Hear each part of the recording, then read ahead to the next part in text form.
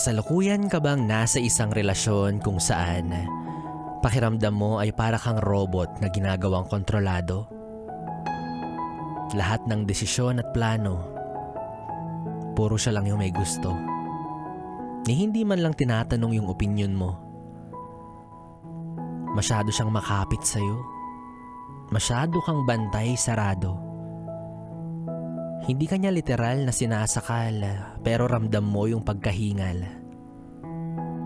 Na para bang naghihingalo ka na, nalulunod sa mga bagay na siya lang ang laging nasusunod. Kasi hodang bawal ka makipagkaibigan sa kung sino-sino. Ultimo, mga dati mong kakilala, dapat layuan mo na.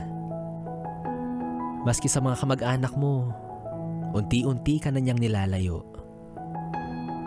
Kasi gusto niya, iikot lang ang mundo sa inyong dalawa. Siya at ikaw. Ikaw at siya. Totoong pagmamahal daw, pero ang totoo, toxic na. Pati lahat ng social media mo kontrolado. Maya't maya niyang minomonitor at kapag may nakita siyang hindi niya nagustuhan, matik, mahabang paliwanagan na naman na mauuwi sa madramang bangayan. Minsan, naiisip mo, wala kaya siyang tiwala? O sadyang mahal na mahal ka lang niya? Pero minsan, alam mo, kailangan mo rin naman maging malaya. Hindi porket magkarelasyon kayo, hawak na niya yung buong buhay mo. May karapatan ka pa rin piliin at gustuhin yung mga bagay na nais mong gawin. Lalo na kung alam mo naman sa sarili mo na wala kang ginagawang masama.